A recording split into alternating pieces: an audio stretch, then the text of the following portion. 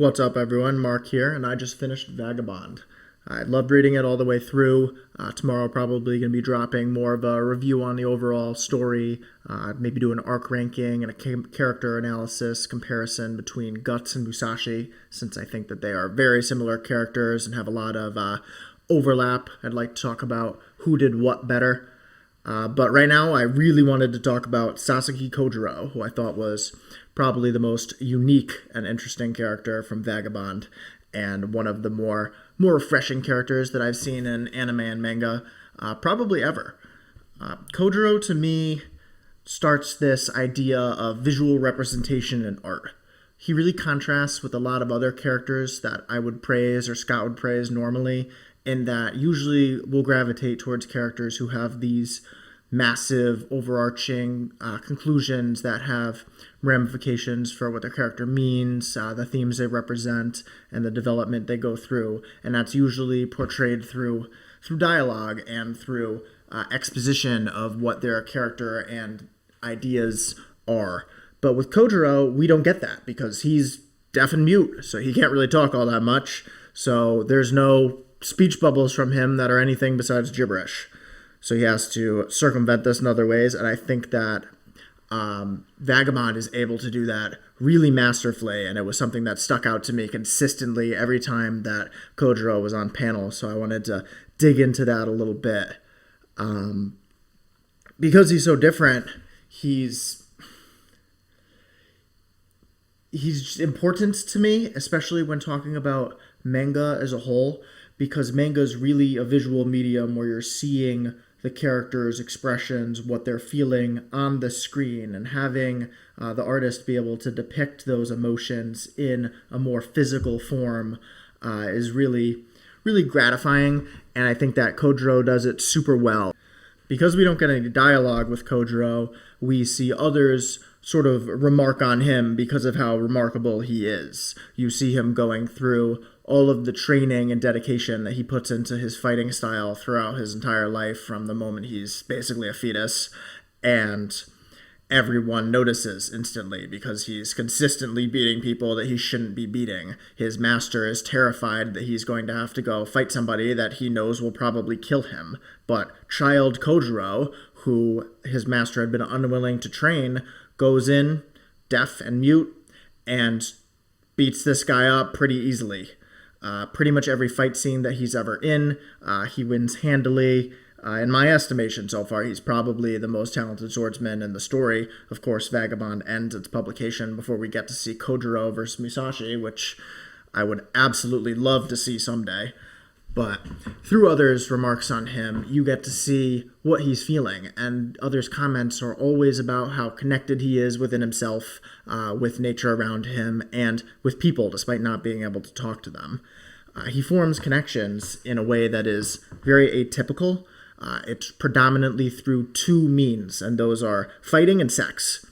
I guess this makes him a pretty badass character, but we get a great deal of our interaction with him, visually and physically, rather than just based on speech. Again, different from the norm.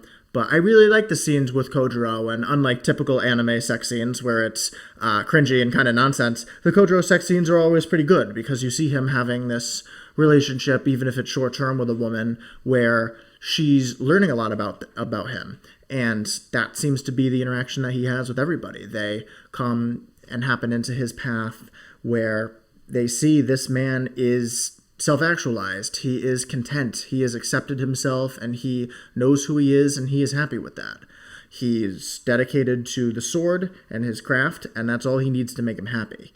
And that leads us into the other point of fighting, where you see him in specifically the fight versus Khan, which I thought was absolutely great. I was floored reading it the entire time. It's pretty short, but I love it. I love Kojiro's reaction. You can see in the upper right here. And they fight, and Khan pretty much knows that he's going to die in this fight because everyone else in his group already fought Kojiro and didn't really stand a chance. But he comes to this realization that this fight and going against somebody who's reached this level is the most meaningful point that he's going to reach in his life, which is a weird idea to me because I couldn't imagine finding something that I thought was so meaningful that I didn't really care if my life ended after that point.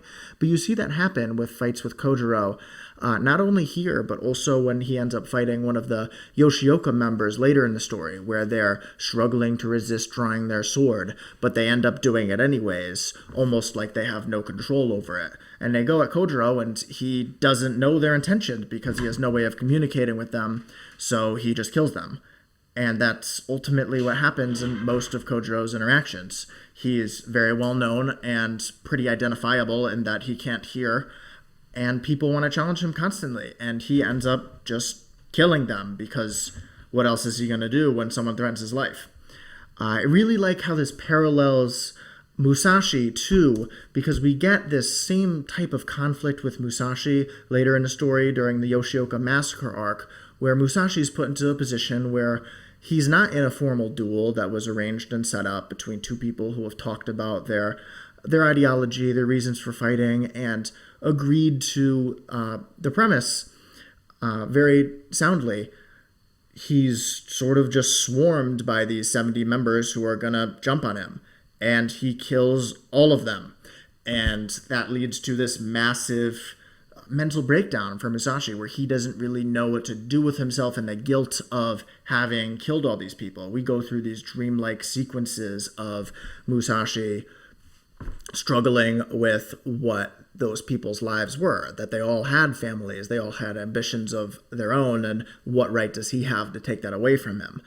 And I think that Kojiro gives a pretty interesting answer to this, in that he's probably killed just as many people as Musashi in his time being challenged by random swordsmen that come on his path, and he doesn't really sweat it.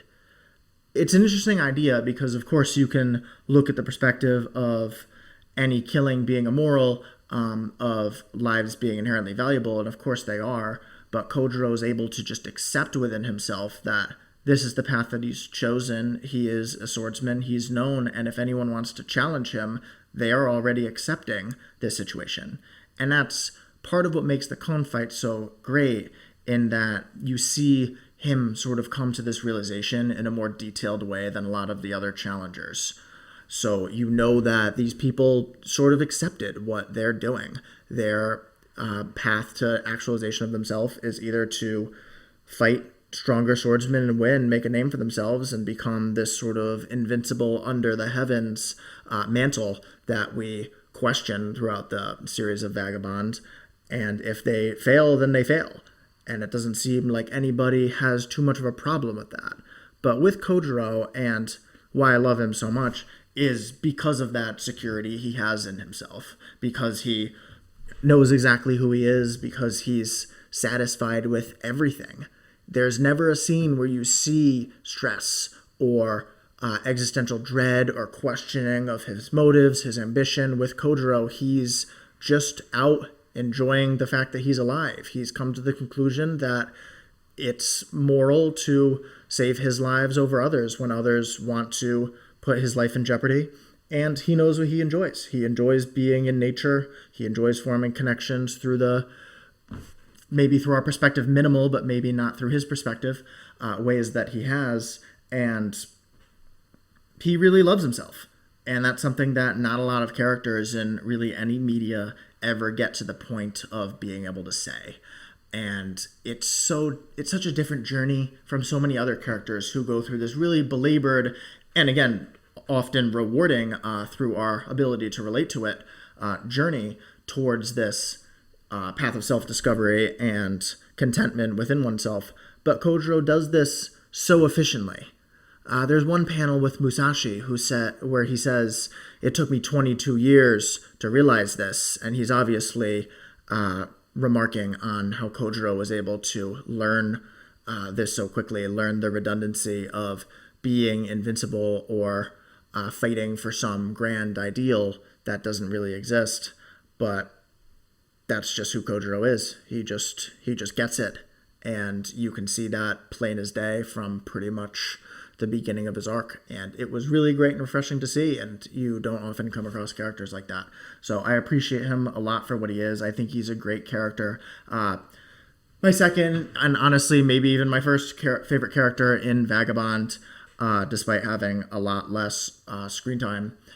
And his arc is absolutely incredible. One of my favorite arcs that I've read so far, and it took me a couple days of sitting on it to really process and appreciate how much that arc did for the story, especially after you get the Yoshioka arc and get to make those parallels and contrasts with Musashi. So, yeah, that's really all I have for today. Kojiro, absolutely exceptional character. Vagabond was a joy to read. I'm feeling a really high score on it, and I'll talk about that more in the next video where we go through the different arcs and relate them to Berserk, because I think these are often compared and for very good reason. So for now, hit the like button if you don't mind. It helps us out quite a bit, and subscribe if you want to see some more. And thank you.